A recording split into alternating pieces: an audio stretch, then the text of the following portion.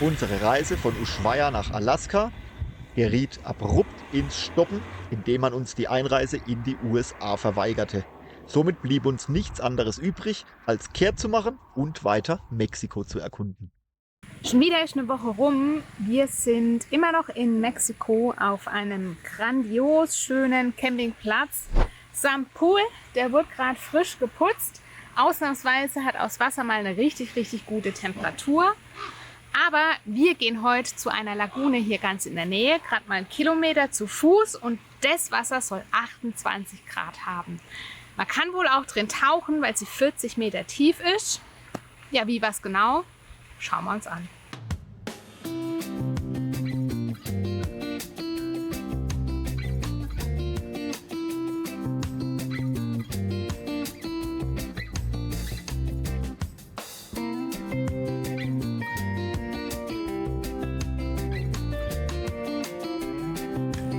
Der Campingplatz ist ja direkt am Fluss oder am Kanal gelegen und da drin soll es sogar Garnele geben. Unvorstellbar, ist auch nicht ganz klar. Sehen kann man auf jeden Fall nichts.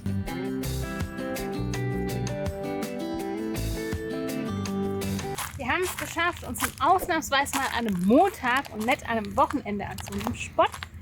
Und hier im Hintergrund sieht man ein paar Zelte. Hier darf man wohl auch campen. Aber wirklich schön ist nicht, da ist unsere doch viel schöner.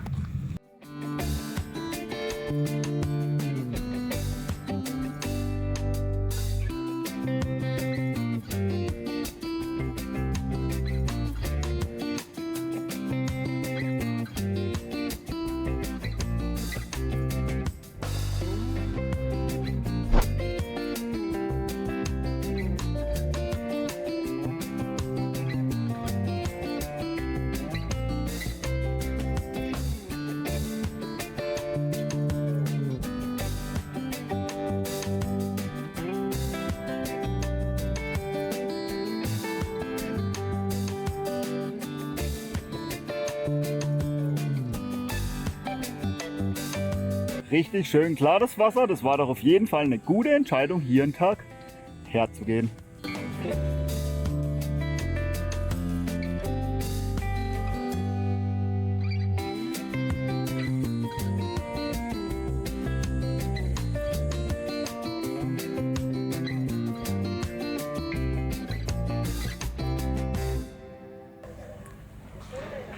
Wir suchen noch die Lagune und dann einen coolen Badespot für uns. Man darf aber auch nicht überall ohne Schwimmweste rein, weil viele Mexikaner halt nicht schwimmen können. Da müssen wir auch ein bisschen drauf gucken, damit wir dann auch in eine Zone gehen, wo wir tatsächlich baden dürfen.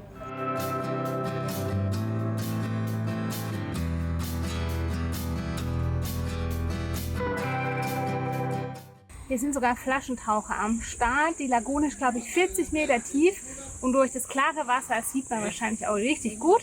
Von einem Kanal haben wir auch eine kleine Schildkröte gesehen und Fische gibt es bestimmt auch viele.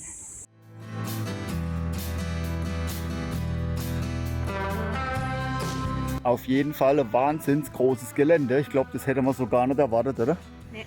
Man hätte gedacht, hier die kleine Lagune zum ein bisschen baden, aber dass das hier mit dem Fluss auch noch so weitläufig ist, mega cool.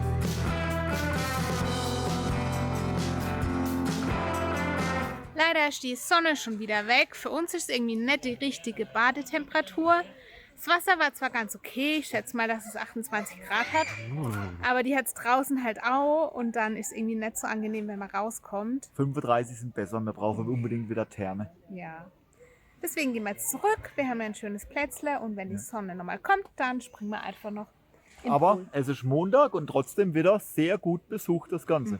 Wunderlich eigentlich. Wobei eben eine unten im Pool gesagt hat, an Ostern sind hier in so einem kleinen Tümpel 150 Leute, einer neben dem anderen, und der ganze Campingplatz belegt.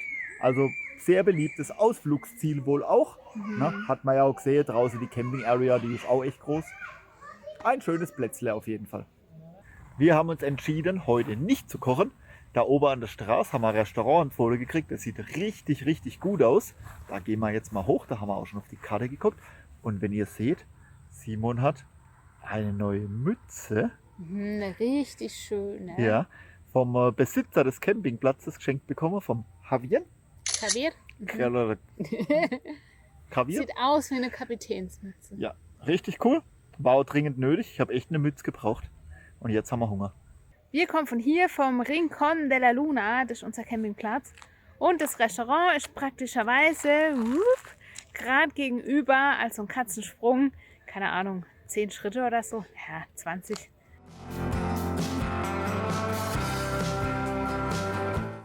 Der Appetizer kam schon. Sieht richtig schön aus und gemütlich, das Restaurant hier. Und wir sind der Empfehlung des Hauses gefolgt, haben Fisch vom Grill genommen mit Pommes, Reis, glaube ich, Salat und Tortillas. Also ich schätze, wir haben noch was über. Aber Simon hat jetzt auch Hunger, nachdem viele im Wasser rumstehen heute.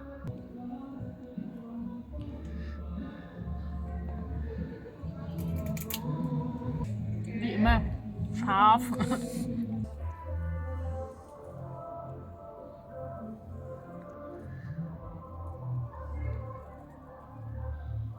Sieht richtig gut aus.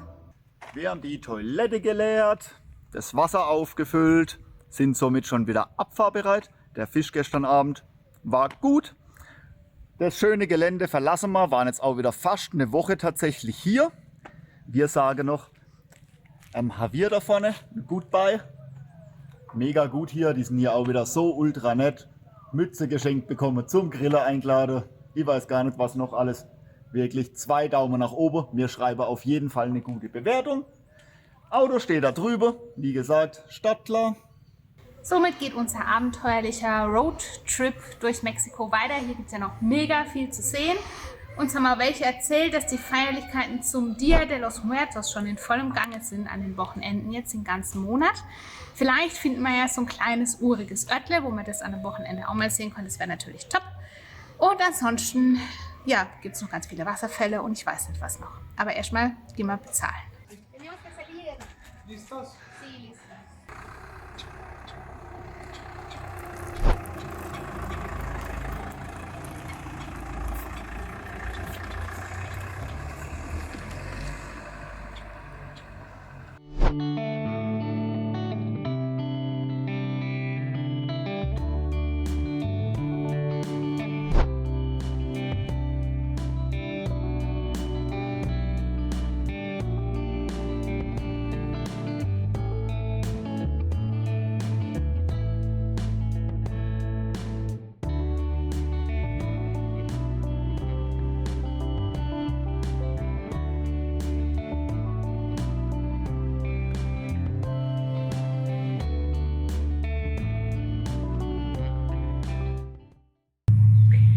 Buenos dias!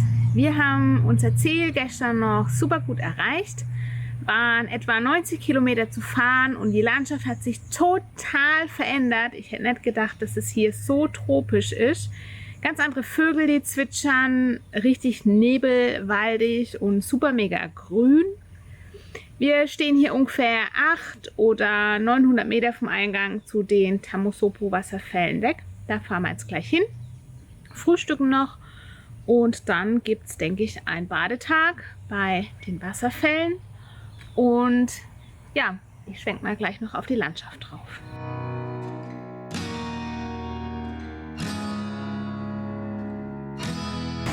Ich führe zum ersten Mal heute meinen Jumpsuit aus. Den haben wir in Yucatan noch gekauft, in Campeche. Ich glaube, es ist mein allererster seit Kindheit. Ich mag ihn.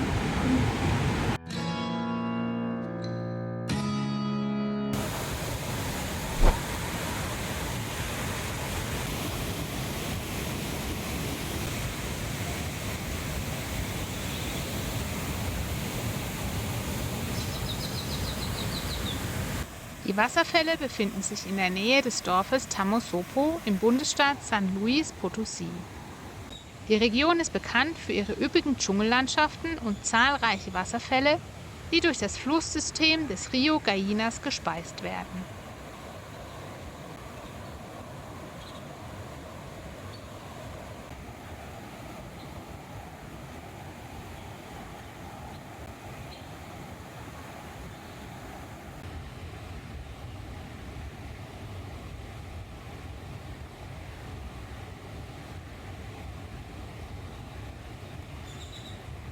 Die Tamosopo-Wasserfälle bestehen aus mehreren Kaskaden, die von etwa 20 Metern Höhe in türkisfarbene, natürliche Pools stürzen.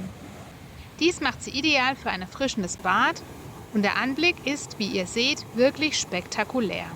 Besucher können in den Pools nicht nur schwimmen, sondern auch von den Felsen springen oder mit Seilen in das kristallklare Wasser schwingen. Es gibt auch Hängebrücken, von denen aus man atemberaubende Ausblicke auf die Wasserfälle und die Umgebung hat. Die Umgebung der Wasserfälle gehört zur Huasteca Potosina, einer Region, die für ihre hohe Biodiversität, tropische Landschaften und spektakuläre Naturwunder bekannt ist. Ich glaube, wir sind schon fast eine Stunde unterwegs, haben immer noch nicht alles gesehen. Das Gelände ist riesig und vor allem wunderschön angelegt. Mir ist schon richtig warm mittlerweile. Ich glaube, es wird Zeit für eine Runde Schwimmen.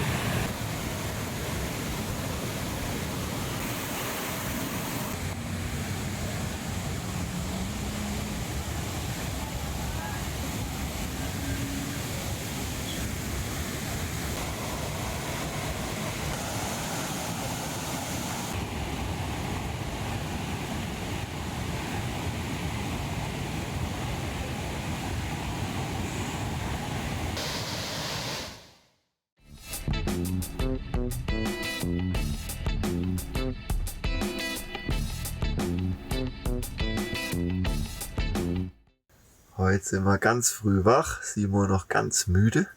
Und warum? Das zeige ich euch jetzt. Wir sind an der Toya de Hua Hua.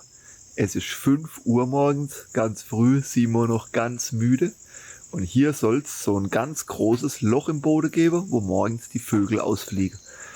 Ja, deswegen sind wir so früh aufgestanden. Julia ist auch schon wach. Good morning, let's go. Sonst sind wir nicht zum Sonnenaufgang da. Und gut gelaunt sogar. Simon müde. Brauchen wir doch glatt noch die Stirnlampe um die Uhrzeit. Was für Vögel sind das, Julia, die da ausfliegen? Ich weiß es nicht, ehrlich gesagt.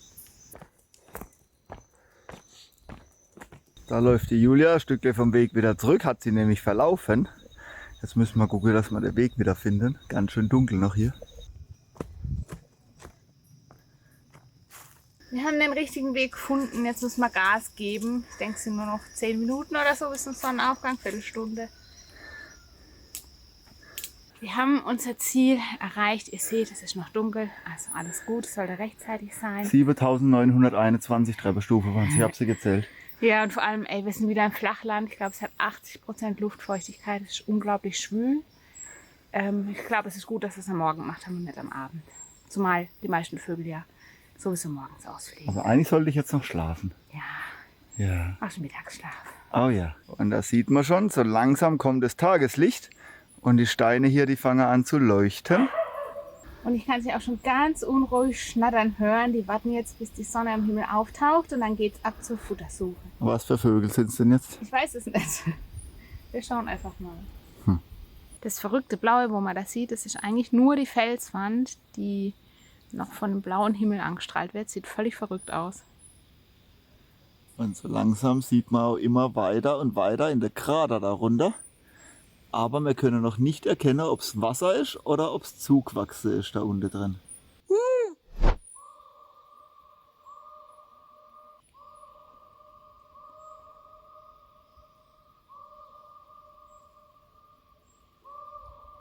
Es ruft aus dem Loch. Aufstehen. Aufstehen, die ersten Touristen sind da am Abflug.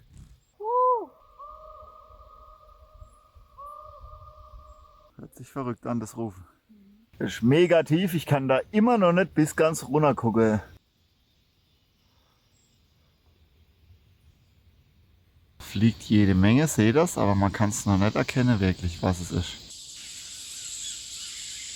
Das geht wieder so spiralförmig, ganz langsam von unten, höher, höher, höher und irgendwann wird es dann mal oben rausfliegen. Aber das sieht aus, wie wenn das so kleine Schwalbe oder so irgendwas sind. Vielleicht gibt es unter euch ja irgendeinen Hobby-Ornithologen, der uns in die Kommentare schreiben kann, anhand von dem Gezwitscher und von dem Flugverhalten, was es ist. Wir haben nämlich echt überhaupt keine Ahnung und das würde uns natürlich mega interessieren. Ja, jetzt geht's los, die erste steigen dann so langsam in den Himmel auf. Kommen wir immer höher.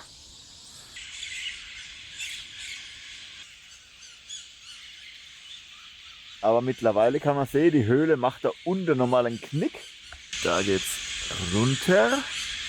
Und dann geht's, sieht man es, hier nochmal rein in den Fels. Ja, krasses Vogellöchchen. Oh, eine ganze Horde Papageien. Gibt hier doch nicht nur die Schwalben.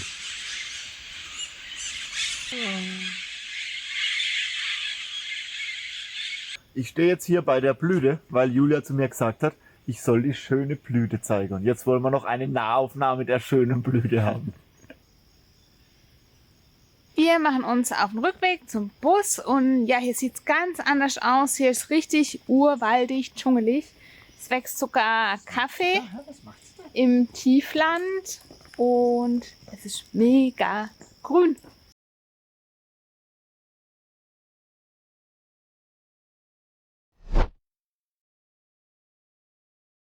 Nach der Höhle oder dem Loch im Boden ging es weiter auf den Campingplatz. Da sind wir jetzt.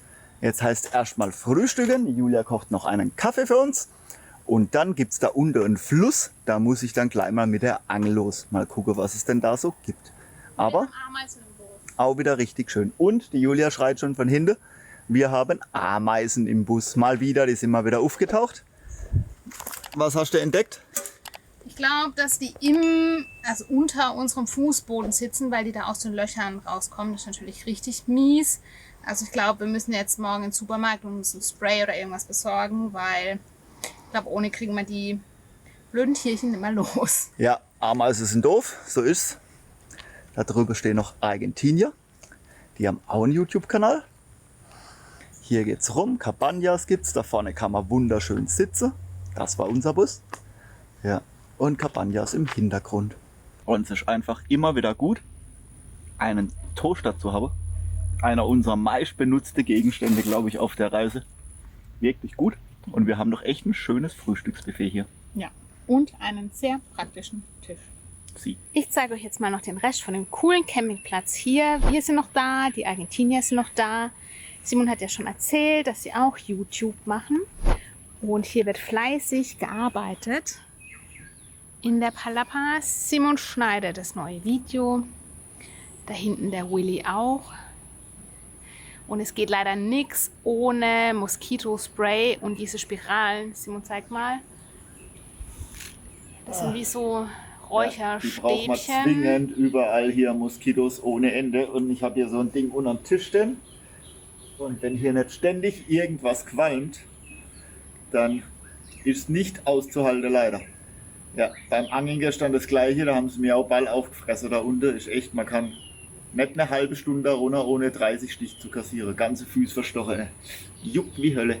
Ja, so ist halt leider immer. Es gibt nicht den optimalen Platz. Das haben wir ja schon ganz oft festgestellt. Irgendwas ist immer.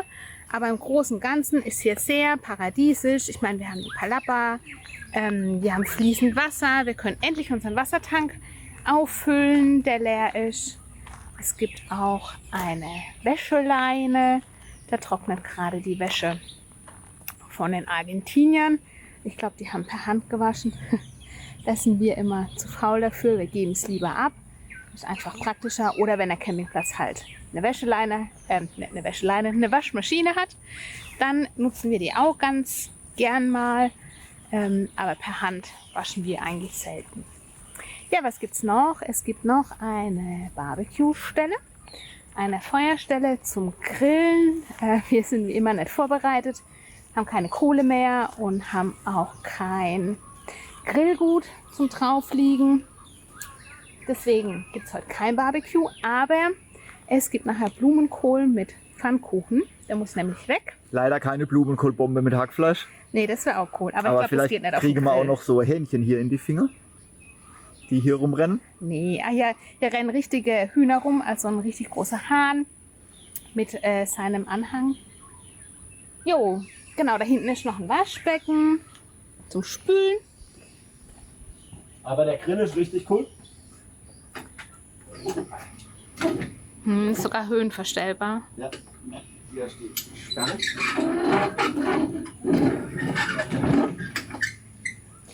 Ja, und das absolute Highlight, aber das sieht man vielleicht schon da hinten. Da gehen wir jetzt mal hin, würde ich sagen. Und da hinten sieht man auch schon das absolute Highlight von dem Platz. Der erinnert uns auch fast 1:1 an den Campingplatz, auf dem wir in Belize waren. Der allererste Spot in Belize, der war total ähnlich von der Vegetation.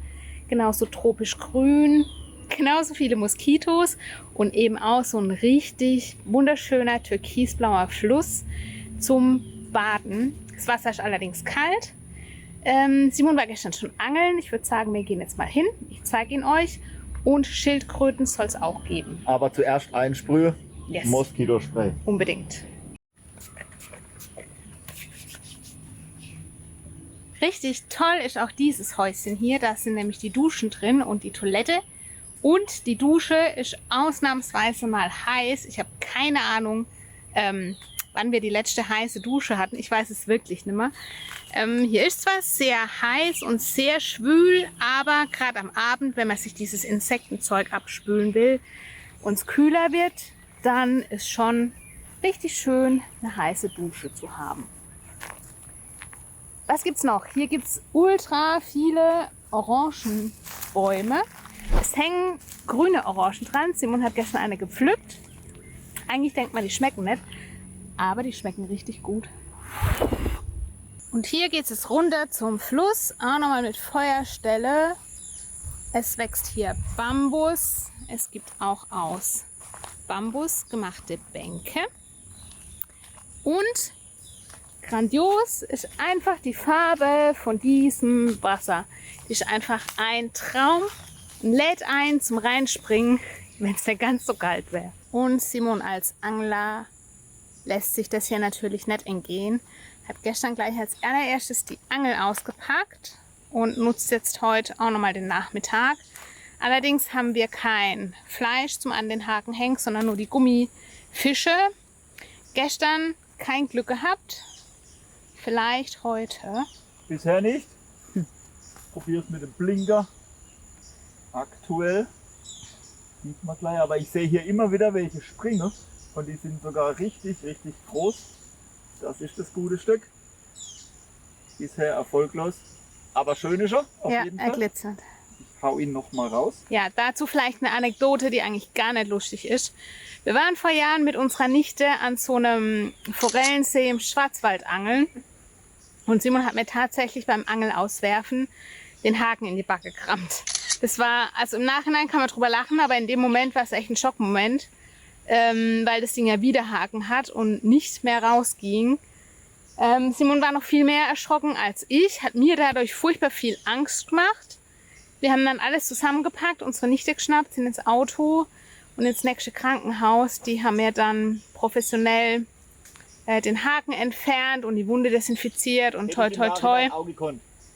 Ja, nee, lieber nicht. Es ist nämlich toi toi toi auch keine Narbe zurückgeblieben. Das wäre richtig mies gewesen, weil es war mitten auf der Wange. Von daher habe ich immer sehr viel Respekt mittlerweile und auch ein bisschen Angst, wenn Simon angelt und dieses Ding auswirft.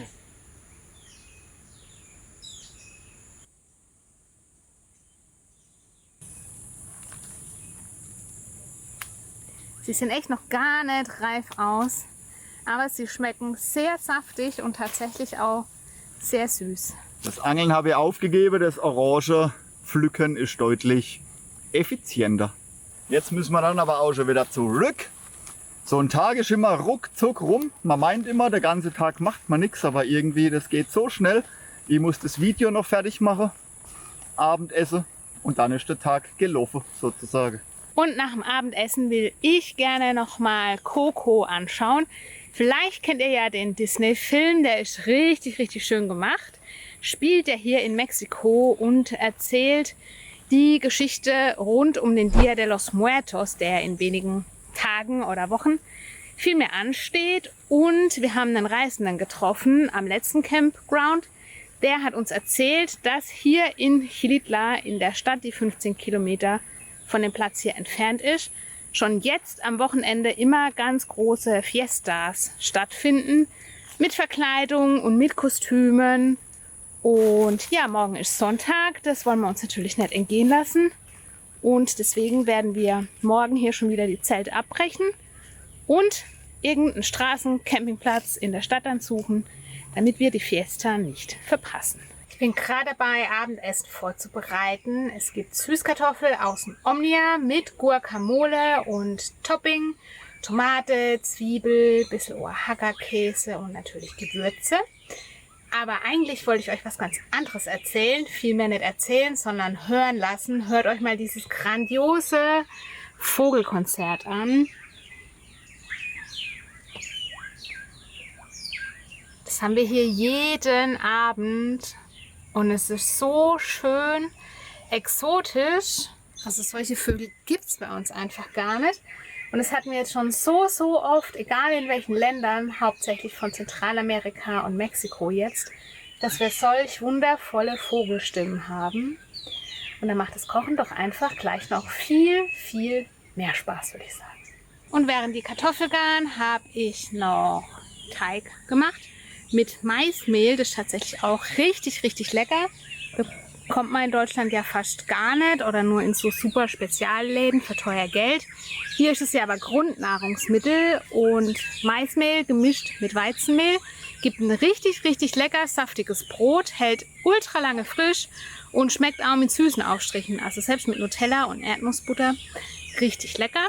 Ja, und ich knete jetzt mal noch ein bisschen und höre dem Vogelgezwitscher zu.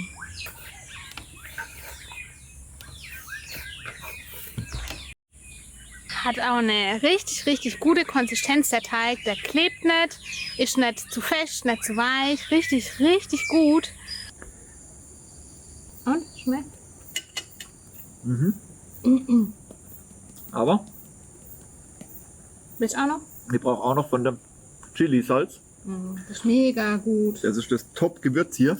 Chili und Salz ersetzt normales Salz.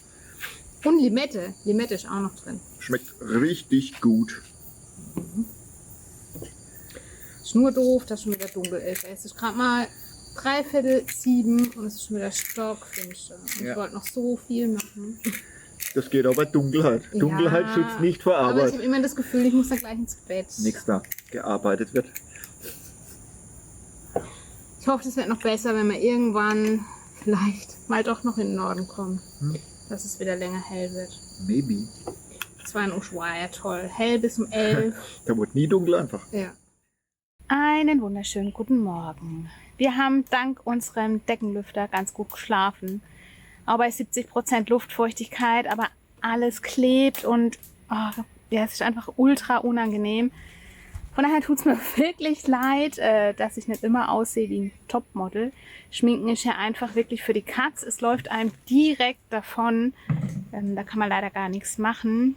Und wir haben uns entschieden, noch einen Tag länger hier auf dem Campingplatz zu bleiben, weil Xilitla, der Ort, ist wohl ähnlich wie Guanajuato. Super steil und ganz enge Straßen. Macht mit unseren Van keinen Sinn. Es gibt wohl nur einen Parkplatz, der kostet 250 Pesos. Dann können wir auch gleich die 260 hier bezahlen, können heute Abend nochmal duschen gehen. Weil eine heiße Dusche gebe ich so schnell nimmer auf. Aber jetzt geht es erstmal Frühstück. Leckeres Sauerteigbrot aus dem Omnia, frisch gebacken. Und ja, dann düsen wir später am frühen Mittag mit dem Kollektivo in die Stadt.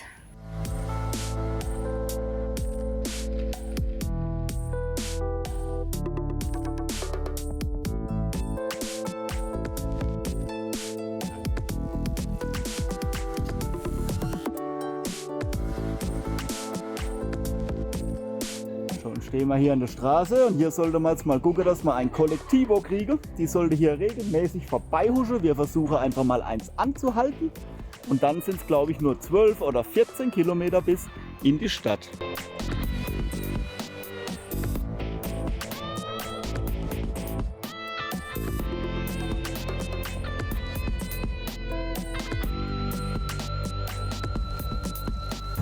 So, da wird kassiert für die Busfahrt.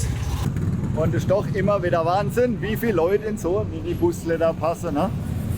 Da meint man, es ist voll, aber 5 Stück gehen dann halt doch noch rein. Was soll's?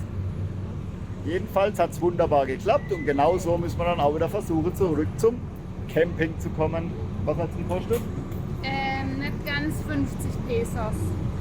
Also Hin und zurück 100 somit. Ja, und Sprit täte man wahrscheinlich fast das gleiche brauchen. Daher mega gut. Es ist Sonntag, wahnsinnig viel los. Ich glaube auch Markt und richtig trubelig.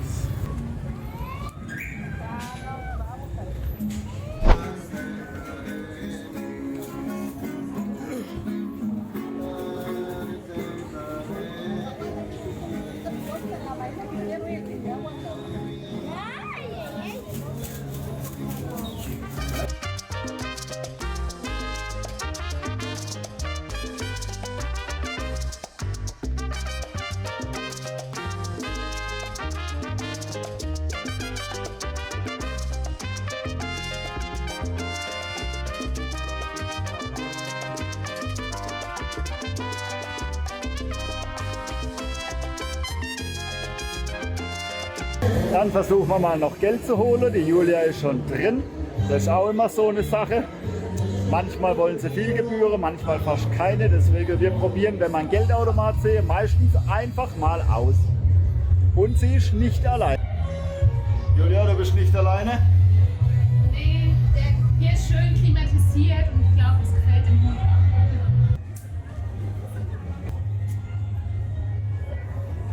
Total verrückt, was es hier alles gibt. Hunderte Sorten verschiedener Chili getrocknet, ganz viele tolle tropische Früchte. Ich habe seit Ewigkeiten nochmal wieder Maracuja gesehen, die will ich nachher unbedingt fürs Joghurt. Kaffee wird hier verkauft, gemahlener, hier aus der Region, aber kommt halt aus dem Flachland, nicht aus dem Hochland.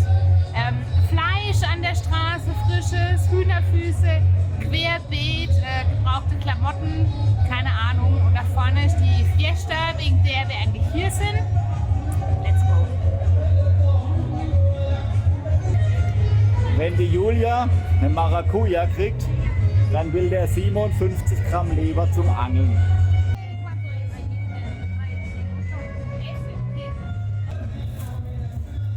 Da haben wir es ja auch schon, die Maracuja, 8 Stück, 1 Euro. Mega gut.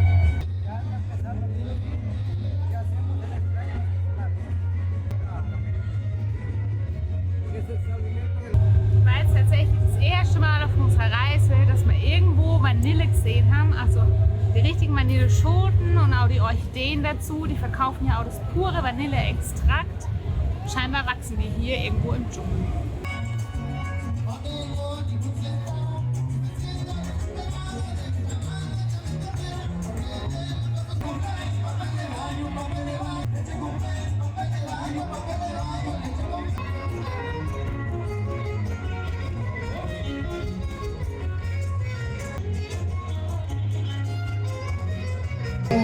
Wahnsinn, wie viele Leute an einem Sonntagnachmittag und alle tanzen und feiern.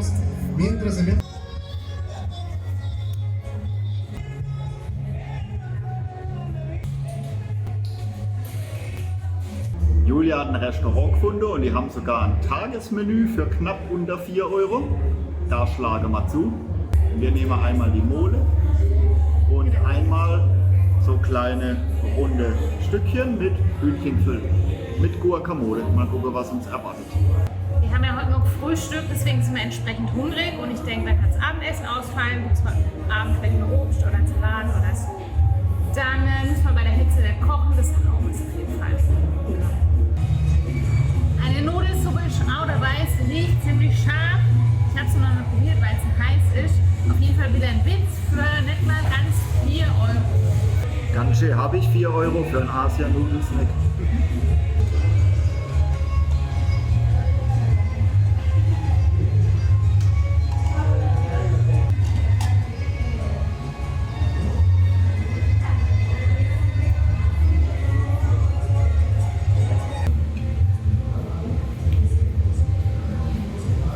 Die zweite Mole in Mexiko, in Oaxaca, haben wir nämlich auch schon mal welche gegessen auf dem Markt, nicht im Restaurant.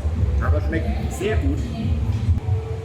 Meine Flautas schmecken auch sehr lecker. Das ist so knusprige Tortilla-Röllchen mit Pollo drin und ganz viel Salat, Käse, richtig fein und vor allem auch mal was Gesundes.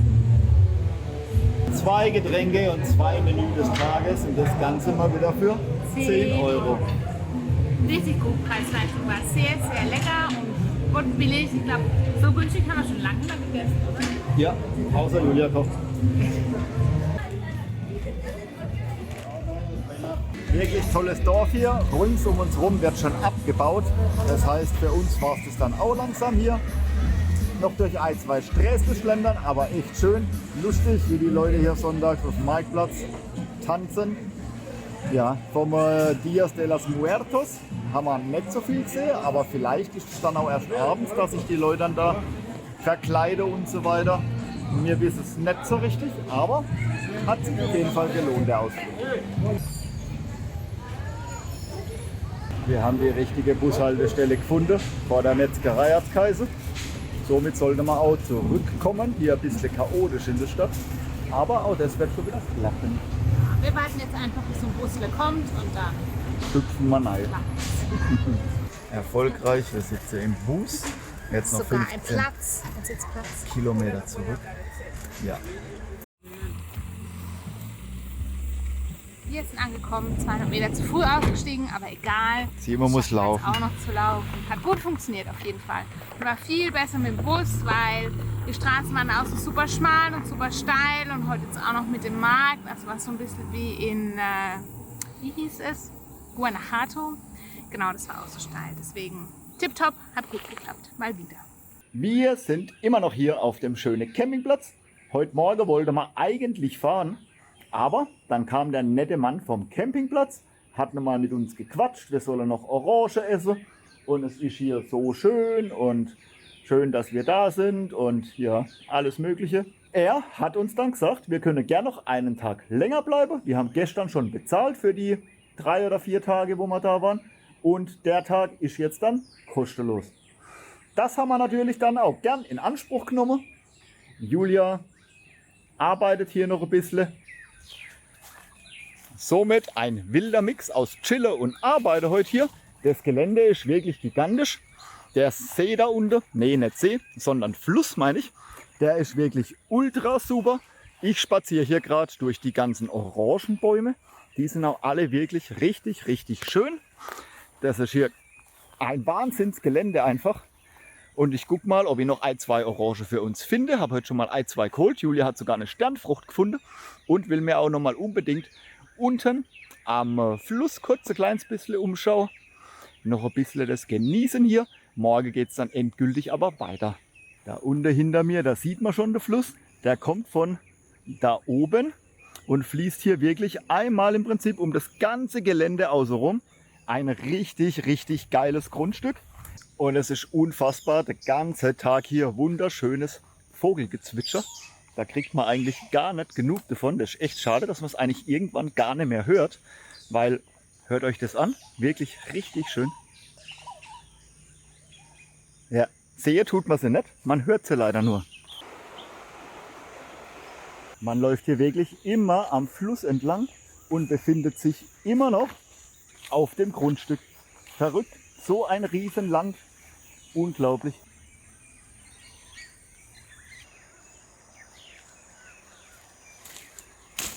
Ich habe es erwähnt, es ist wirklich schlimm, die Moskitos hier.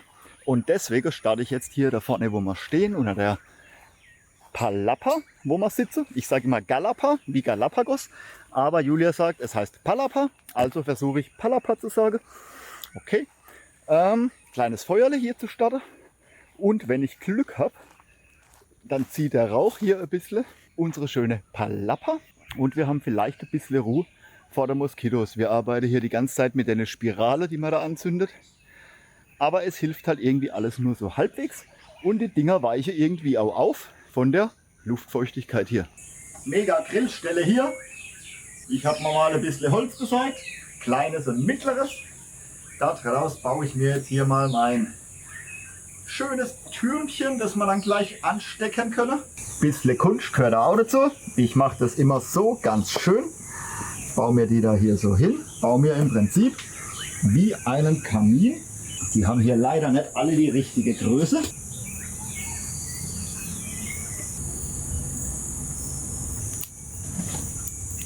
Ich würde sagen, das brennt. Lichtbeleuchtung brauchen wir nicht mehr. Dauert immer ein bisschen. Ohne Benzin, ohne Grillanzünder. Hat man hier halt nicht. Ne? tagsüber ist hier einfach viel zu warm und echt viel zu schlimm, auch mit den blöden Stechis. Aber am Abend ist eine Yoga-Einheit ja auch ganz entspannend. Ich bin mir nicht ganz sicher, ob die Yogamatte bisher mehr für Yoga genutzt wurde oder für Autoreparatur unterm Auto liege von mir. Jedenfalls ist sie sehr gut und nach 2 Jahren immer noch wie am ersten Tag. Daher top, haben wir von der Yoga-Box bekommen damals bei der Abfahrt.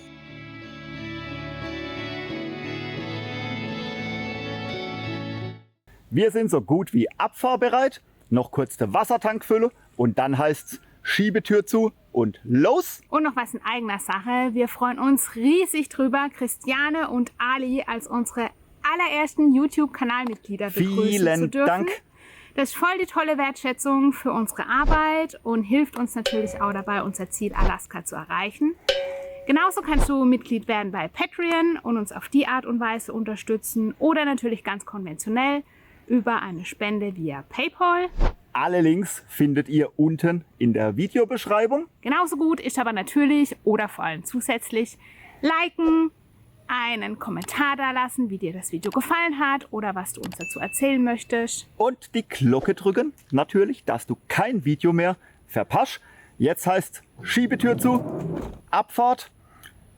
Es kommt die Vorschau. Wir sehen uns nächste Woche. Bye bye!